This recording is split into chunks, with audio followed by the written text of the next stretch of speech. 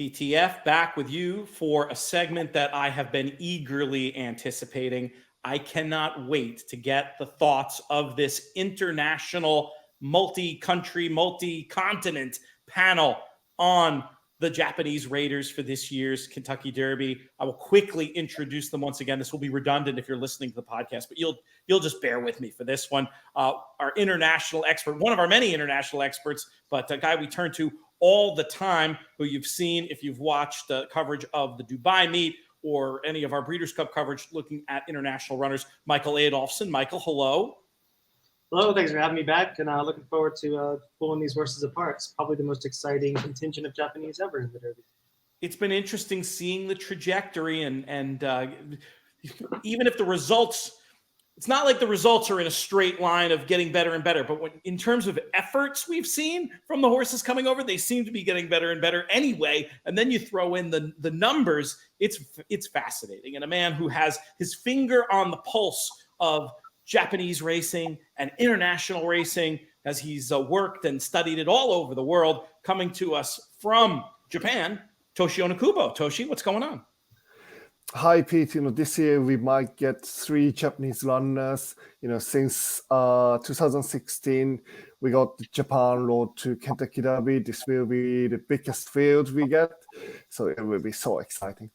It's going to be great. And last but not least, the man who helps us week in and week out covering the JRA from Woodbine. He's a regular contributor also over to InTheMoneyPodcast.com, and we encourage you to check out all the Japanese content. It drops during the day on Saturday, and then weekly when we have JRA racing, you can get past performances and analysis from him and the team, including Toshi. He is Klaus Ebner. Klaus, what's going on? Hey, Pete, I'm ready to do my 3-horse Japanese tri-box in the Derby. What do you think that'll pay? Guaranteed underlay, I suppose, just because there will be people going that way. But I mean, what does this mean? I'm going to start with you, Klaus, actually, because as somebody who pays attention, a North American living in North America who pays such close attention to both the Derby scene and the Japanese contingent in general, and as somebody who has a vested interest in promoting the JRA in America, I mean, what does this mean to you to have this depth of competition? It's just fantastic. And I guess it just shows what, all of us have been very aware of what the Japanese are capable in terms of just their breeding programs and the development of their horses over the years. Obviously, they've had a main target being the Arc de Triomphe as kind of their holy grail, but it's been interesting to see the kind of migration over to the dirt side when you have winners such as Marshall Lorraine, the Breeders' Cup Distaff. And then now you can see they're actually saying, hey, listen, we got a shot here to show what we're made of in terms of not only, non-traditional training methods, but also just the pedigrees and bloodlines that they have with that, ideal mix of speed and stamina that they bring to the fold here. Let's talk about that as we go through these runners. We're going to roll some tape here, starting with Derma Sotogake in the UAE Derby, a race that Michael had the chance to witness in person. Michael, maybe talk us through what you saw here. Well, there's two kind of you want to say storylines here. I say one is that the horse had the run of the race on the best part of the track, and horses consistently get this trip and run a few lengths fast or farther than they should, or better than their form should actualize. But he's also the best horse in the race, and he won like it. That's, you can't deny that. Even if he comes back 3 or 4 lengths with a similar trip, he still wins by 2 lengths. So, right. I mean, he's the best horse in the race. He's very progressive right now. My only worry with him is that he maybe shot his best bullet here, might be peaking a little early.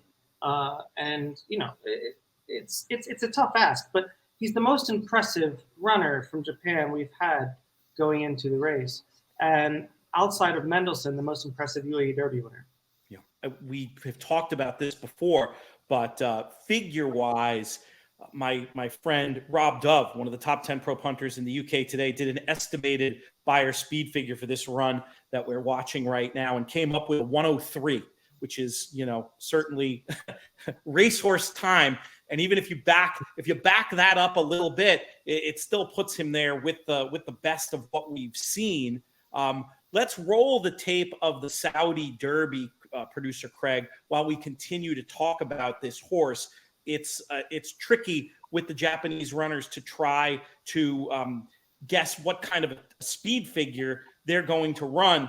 Toshi, when you're evaluating horses internationally, especially Japanese horses coming to the U.S., do you have any method of trying to discern what speed figure they might be running, or are you looking at it in more of a European way in terms of form?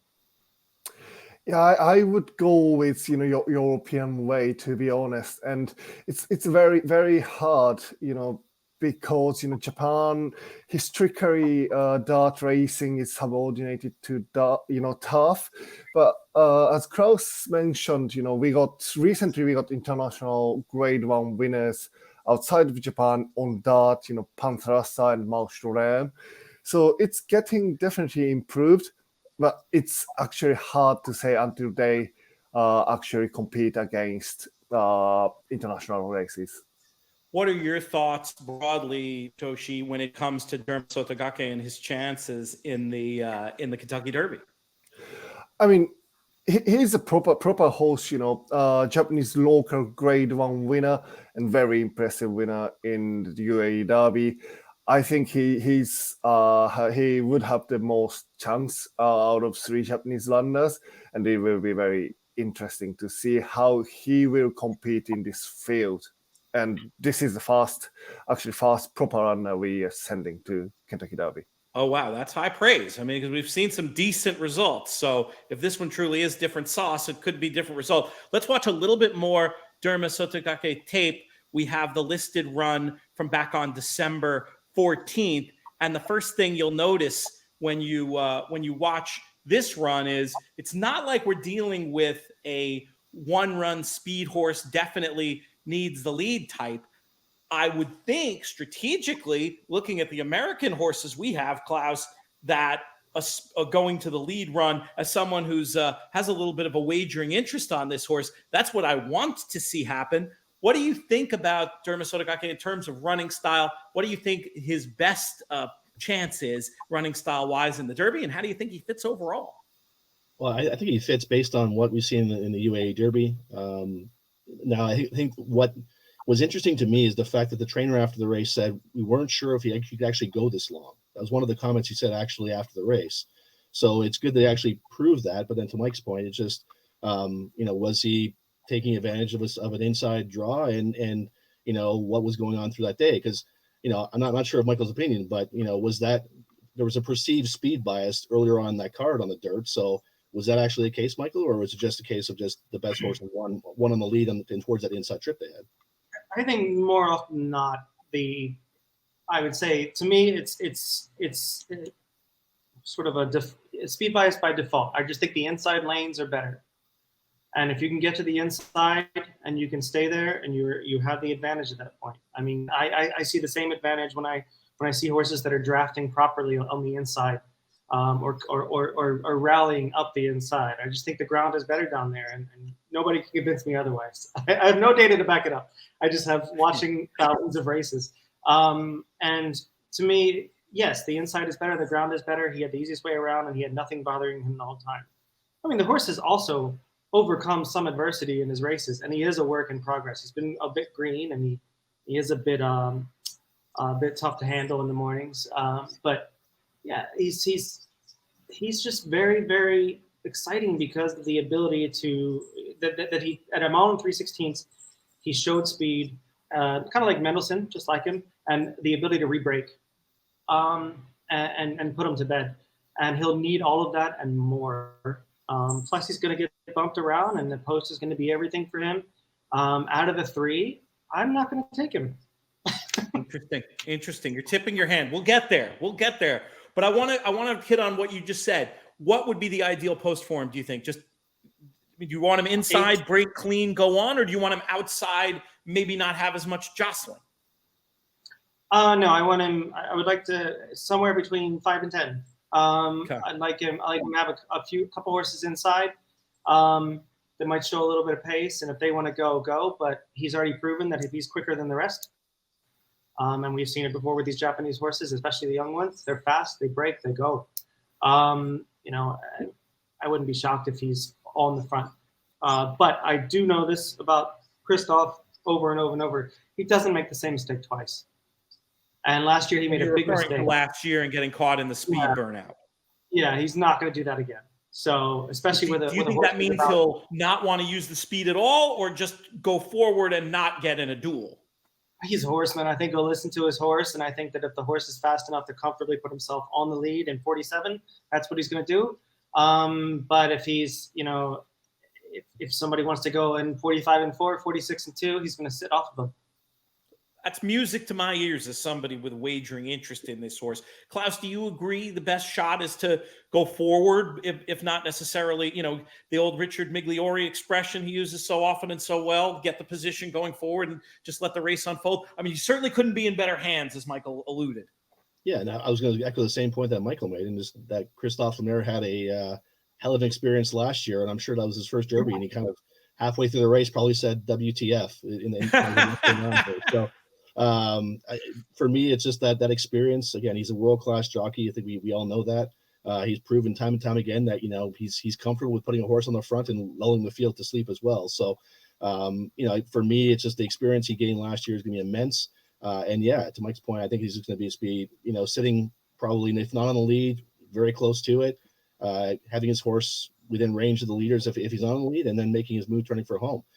So yeah, I just think that there's lots to like, and Derma Sotagake has been a very versatile horse throughout his career. So those that think that, you know, oh, he needs the lead, no, he doesn't need the lead.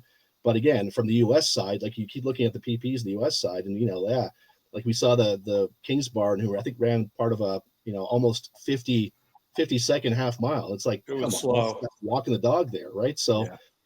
I don't see any really sort of speed from the U.S., at least from the local side. So yeah, he may have it to his own, and you know, hey, winning colors, you never know. Yeah, maybe from California. We'll get to that form, that bit of form in a little bit. But I'm with you. I could also see the type of year-to-year overreaction we sometimes see. Last year's Derby, crazy pace meltdown. Sometimes there's a reaction where the next year it tends to flow more to the front. Toshi, I'm going to ask you the most difficult question I've asked anybody in a long time on these airwaves. Regarding Derma Sotogake, before we move on to the other two contenders, what price do you think this horse should be in the Kentucky Derby? What would be like a fair odds read in your opinion? I know you follow the form in the U.S. as well. Oh, it's a difficult question, but for me, fair price would be 25 to 1. Oh wow. Okay, I don't think you're going to get anywhere near that on the day.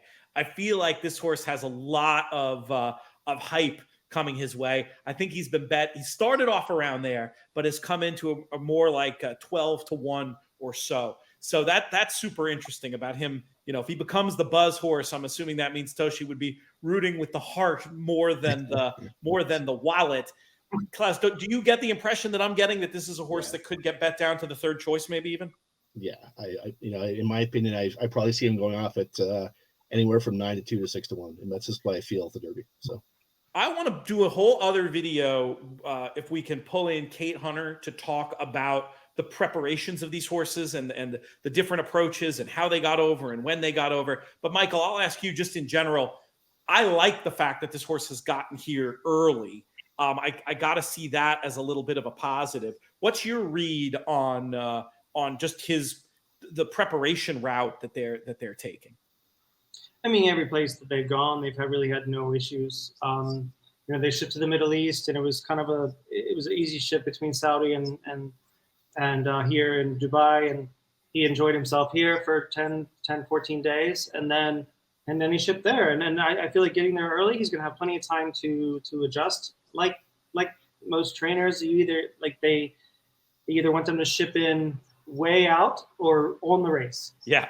Nowhere in between. And a way out is fine with me. I just think that if these horses are shipping in the first place, they're usually pretty hardy, pretty tough in general, and they usually have, even if they are a little bit flighty as he can be in the morning. I think Kate said something about him jumping at a bucket that he's seen 8 times in a row. You know, but you know, it's one of those things where I think that that doesn't even factor at all into whether or not I think they're going to be viable in the race.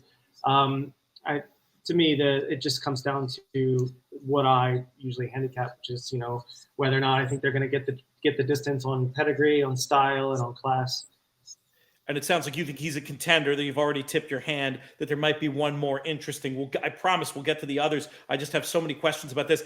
I did want to, I think there's an easy comparison that isn't fair between Mendelson and Derma Sotogake. And I just wanted to see if somebody on the panel would either fight me on this or tell me I'm right. I think a lot of people are going to say, well, that horse too had a huge figure. I forget what it was, but it was higher than 103 in Dubai, and, you know, potentially with the flow of the track, etc., very similar, and then came over here and flopped. But he flopped because he couldn't get out of the gate.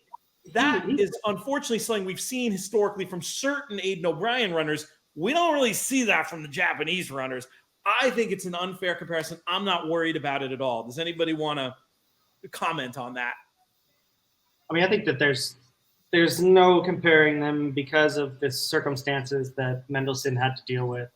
I mean, the auxiliary state was still in play. He got smacked around like Tina Turner. It was not good. It was one of those. His race was over in the first, few strides of the race. I mean, it was that he never had a chance to run, and he came back and he proved himself in the Travers. What his class was, and he was unlucky. He did the hard work that day and lost. To me, he's just a very, very it's not fair to really compare the two. I think that the only thing that they really are comparable on is that 10 furlongs is probably not going to be 100% their best distance. Yeah, that's interesting. I mean, having the success of the mile and 3/16, but that's where the maybe being carried by the track makes me a little bit nervous. I'm hoping the pace scenario and Lemaire can make up for it. Let's finally move on to Mandarin Hero, this horse that made such a huge run and really surprised me with the big run in the Santa Anita Derby. Klaus, you and I talked before the race and, putting together different ideas. We're expecting, this was a horse that was maybe going to run in the mid-80s on the Beyer scale, way, way higher than that if you believe the official figures in the Santa Anita Derby, which I don't have much reason to doubt. How surprised were you, Klaus, by Mandarin Hero's effort here? I think I was really shocked. It was just more for me, like everything else, and just when you have the NAR horses, again, he was primarily an NAR horse. Explain what that means. There's going to be a lot of people watching this, certainly. So Toshi mentioned it earlier, but you kind of have the A leagues in Japan, which is the JRA. So you'll have your prime horses who are talented with the #1 trainers are all based primarily on the JRA circuit. But for that being said, dirt racing is kind of an afterthought for the most part, and horses who haven't really succeeded on the turf are tried on the dirt, and then sometimes they do their best running there. With that being said, there's also only 2 grade 1s on the dirt in Japan, at least on the JRA side. Both are for older horses, one being the February Stakes, in February, obviously. And then you have the Champions Cup, which is at the end of the year. Those are 2 dirt races for older horses.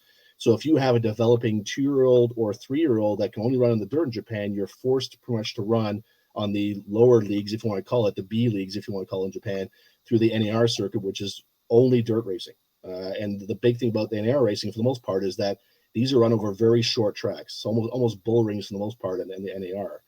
So they do have a grade 1 at the end of the year for 2-year-olds. That's the one that's Derma Sotagake won. Is it on Nippon Yushi, I believe it is called. And then you also have the 3-year-old series, which in Japan, they also have the Japan Dirt Derby as well for those 3-year-olds that are good enough as 3-year-olds. So again, there's no real per se progression for stellar dirt horses in Japan if you're a 3-year-old. There are a few grade 3s, but for the most part, all your grade 1s are run over those kind of NAR tracks in Japan. That's a great description. Craig, let's roll the tape of this Santa Anita Derby win, and we'll bring in Toshi. I'll ask it this way: how surprised were you, Toshi, by how well Mandarin Hero performed in here? I was very surprising. He's from NAL, and we didn't know, how good he would be. But it's surprising and historical even, and it's huge impact on the Japanese racing. The NAL horse competed in the international grade 1, and which is a proper prep race for the classic race in US. What do you see this as a bit of a fluke, or do you see this as a huge run that he can build on? If you're a little skeptical about price-wise anyway, Derma Sotagake, I mean, what does this horse go with any chance for you? I mean, to be honest, I mean, at first I need to say, what a ride by, Kazushi Kimura, his Japanese and Woodbine-based jockey. It was fantastic to see him on, this horse and finished in second in Grade 1 race. And I would say still Derma Sotogake have better chance. But to be honest, yeah, it's classic race. And it's very hard to win classic race in any other country, and it's traveling from different continent. It's a big ask for 3 Japanese horses. How far do you think that Mandarin Hero wants to go? He's shaped like a horse for whom extra distance would be his friend. Do you see any of that in his bloodline? What would be your prediction? I mean, he's by not completely proven sire, so we are not really sure, to be honest. But from his performance, he can stay, I'd say. Michael, I'm going to bring you in for your thoughts on this one. When you were talking about the Japanese runner you might end up landing on, is it behind door number 2 here? No. Mandarin Hero ran a good race. To me, he shapes races and is bred to be more of a miler. And I just think that that's what he's going to be. He's a Shanghai Bobby. He's got a lot of speed. Fujikaseki was a miler. He's got a lot of, even further back, he's got more European miler sprinters in there. I just think that that's what he's going to be, and that's why he ran so well. And he took to the tighter turns at Santa Anita because he was used to running on the bull ring. Everything set up well for him. And he ran against horses, to be frank, that even though they have the highest maybe buyers, but I mean, on the sheets, none of those horses progressed. That's interesting. At Santa Anita. So I mean, the winner ran a 9 in both races, and the horses barely closed the gap on him. So to me, he ran into a race where he was the most progressive, and he's very consistent. And a mile and an 8 at Santa Anita is definitely within a miler's range. So, mile and a quarter Churchill Downs with who knows what the ground is going to be. That's a big ask for him. If it turns up wet, it probably goes in his favor a little bit because he is a Shanghai Bobby, but the distance is still a big, big ask. 3 on the wire does give me some sympathy for that sort of more sheet-oriented speed figure view. Which for those that we got a lot of people here who don't know what that even is. It's another sort of proprietary speed figure that a lot of gamblers and horsemen use, as opposed to the buyer figures, which are like our sort of commercial gold standard. This race came back fast on the buyers, and if you're looking at buyers, you got to take all those horses seriously. But the visual impression and this, what Michael's saying from the sheets, these other speed figures, does make it a little bit more questionable. Let's look at a couple of more pieces of tape before we get out of here. Continuar. Let's look at this listed stake from November 22nd for this runner here. Michael, I'm going to let you take the lead on this horse that I take it you have some interest in. He's 50-1, which is stupid. And I mean, his form outside of, if you take out the UAE Derby, which he ran a decent third and had a bad trip and a questionable ride, where he was kept out in a part of the track that he shouldn't have been at, and no horse ever wins from out there. And he backed up the way those horses usually do and held his ground. He's a grinder. I think he'll stay the 10 furlongs. Unlike these other 2, you look at this Catlea stakes that we just saw, like he's a grinder. You see it. He just gets it done. And he'll just keep coming. Unlike the other 2 where they've, it's been a very Japanese go-to to breed these speedy sires on top of very stout mares. And they've done that to a point with all 3 of these. But unlike the other 2, Drefong, even though he was a champion sprinter, he was a Geoponte. He was bred not to be a sprinter. I think he had a breathing issue that kept him to sprints. It wasn't his blood necessarily. Yeah, a la Midnight Loot. You know what I mean? So it's very similar to that. So to me, Continuar, you look at 50-1 on him. It's Yoshida Yahagi. He's had this race circled. I think that Ryusei Sakai has experience in the States. He's experienced everywhere. He's a nice kid. He's smart. He figures it out. He'll run it right, a better race than last time for sure. yeah, it's huge value of all the three. If I'm throwing something underneath of whoever I pick on top in this race, it's going to be Continuar, because I feel like third race off the layoff, he's never run a bad race. If we go back and watch the Mochinichi Oko, Which we can do that now, Craig, if you have that queued up.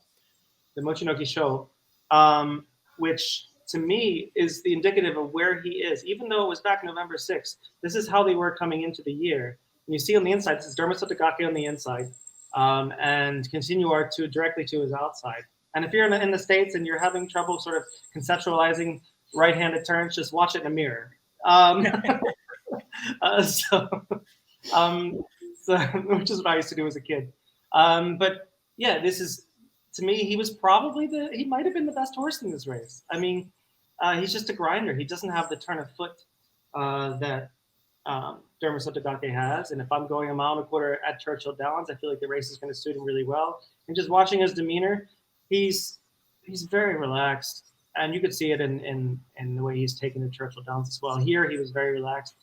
I think he's a bit of a sleeper for a piece of the race. I don't think he can win, but I think it'll be exciting. I see 12 to 1 on Derma Sotagake and 50 to 1 on Continuar, and watch races like that, and I don't know why. Klaus, you admitted off air that you've gone a little bit back and forth with Continuar, originally having a bit more rigid of a view. Where are you right now in evaluating the relative chances of all three of the Japanese runners? Yeah, Michael took a lot of my thunder there for Continuar. No, it's all good. But it's just, again, those are all the points I had. It's just, it's the number one is the Ahagi factor. Like, this man knows how to take horses from Japan, run them internationally. He does it time and time again. And he just, again, he's points horses to these races who he feels can get the job done. So if he feels it's a horse that it can't compete outside of Japan, or at least doesn't have the demeanor to trip and travel and do all that, he won't send the horse outside of Japan. The horse won't leave Japan. So he knows what he's doing. And to Michael's point, yeah, I just thought he had a horrible ride in the UAE Derby. Like, he was gunned from the start. It's not kind of horse you want. You want him to kind of leave out of the gate, settle, and then make that one grinding run, as Michael mentioned. So that's how I see him running. So he may be a lot further back than he was in the UAE Derby and the Derby. I think he will be, just because, again, he's going to get into that rhythmic pace and then kind of eventually close into the speed. He has the stamina. Listen, his back end is very impressive. He's by Panda Ring, who was King Kamehameha out of the Fusaiju Pandora, who was the QE2 Cup winner and second the Japanese Oaks. So trust me, like, his back end is very stellar in terms of stamina wise. So you're good. The dam of Almond died. What's that? And the dam of Almond died. Yes. So it's just, again, just there's, for me, like, the more I looked at him, I'm just like, man, he's pretty damn good. And then, as Michael mentioned, Dre Fong, despite him being a sprint champ, he's already sired Geoglyph, who, won the Satsuki show last year at a mile and a quarter. The more I watch this guy and just seeing what he's all about, he just, for me, is out of the three, he's probably probably growing more and more as my top Japanese horse out of the three. Very interesting. Toshi, let's bring you in for your thoughts on Continuar. Interestingly, Yahagi mentioned early December last year, Continuar will travel to Dubai, Saudi, Dubai, and possibly Kentucky. And that's his plan. And earlier, Klaus mentioned, the Japanese dart fixtures for 2 years old and 3 years old. He didn't use Zen Nippon Nisai Yushin, listed race, local grade 1 for 2 years old dart, Kawasaki, which Derma Sotagake win. So that's original plan the master Yahagi has. So it's very interesting to see how it works. It's going to be fascinating. One more question, and then we got to wrap. But I wanted to talk about any other intersecting form lines, or what the key intersecting form lines might be between these three runners. Toshi, I'll start with you, actually, because you had mentioned you look at the world through that English lens of form. Have you done a deep dive into any of the collateral form, or from what you've seen of these runners against each other? Where does that leave you in terms of trying to rank them coming into the Derby? It's again, it's very hard for Japanese horses, and it's a huge ask. And the favorite, Forte is, very strong, I believe. But, again, we don't know the form against US horses. It's a big task. but we don't know, and unknown, and nothing to lose for those three horses. So interesting to see. Incredible storyline. What about against one another, Klaus, in terms of intersecting form lines? Anything might be of interest to the audience? Yeah, it's been said many times now. I know you said it as part of the your Derby selection show in terms of Derma Sotagake. So, yeah, there's a horse called Hero Call. Hero Call is really the one that's kind of that form reference for everyone, in case you're wondering. So, on form lines, at least between Mandarin Hero and Derma Sotagake, you're probably looking at anywhere from a 3 to 6 length difference in terms of ability wise. But again, they run the race, and you never know. I think the big thing I can say is that, listen, I think all of us here on this panel saw Mandarin Hero in the San Diego Derby and said, well, this is really going to be the litmus test in terms of seeing how competitive these Japanese horses are. And he was a nose away from winning one of the biggest grade ones in North America, or at least in the US on the Derby Trail. So if you know that, then at least you know what you're up against in regards to both Derma Sotagake and Continuar as well, who, in my opinion, are much better horses than Mandarin Hero. So, again, I'm not saying they're going to win, but listen, at the end of the day, these horses are bred to go the distance, at least, on the back end, they're bred steadily, they're trained steadily, and, they'll get it. It's a question of how fast they'll get it. Any closing thought from you, Michael, on the form or the figures we can expect from these runners going forward?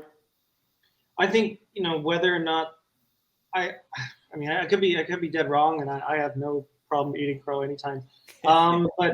But you can't be an analyst of this game without being willing to do that, or you'd be very boring. I mean, you know me. I'm gonna take a swing. You know what I mean? Like, and I don't, I don't like the waffles. So I think Mandarin Hero is a toss. And I can't really support him. I think that, yeah, he's a few lengths behind them, but they're all the things I mentioned before. I can't really support him. Derma Sotagake can only win this race if everything sets up for him perfectly. He has the class to do it. He has the right rider, but it's very situational for him. And the only reason out of the three that I'm landing on Continuar is because I trust him.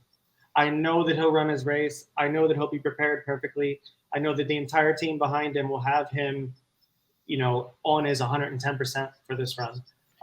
And he's never run a bad race. And I love that he's a grinder, but every time he tips out, he tries.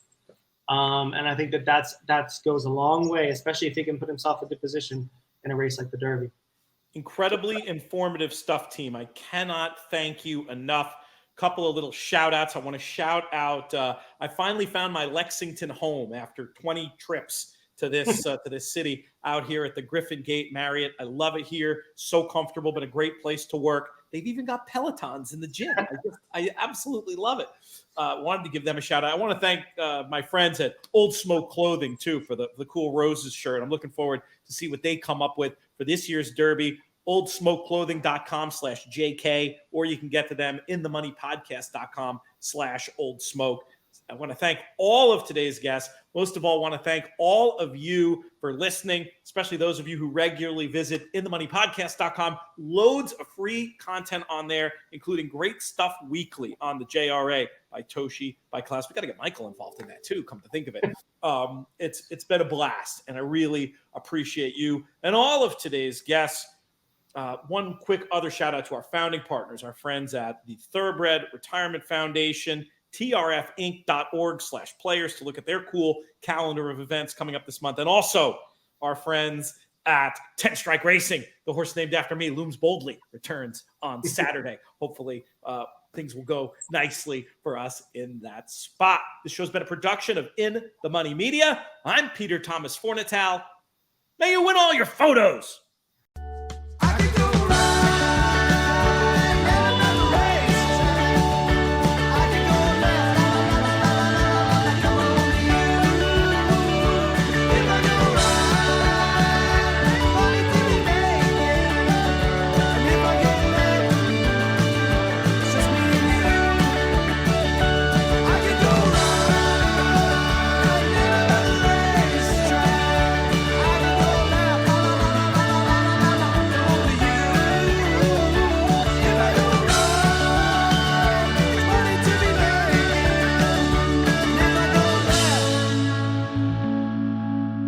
Just me.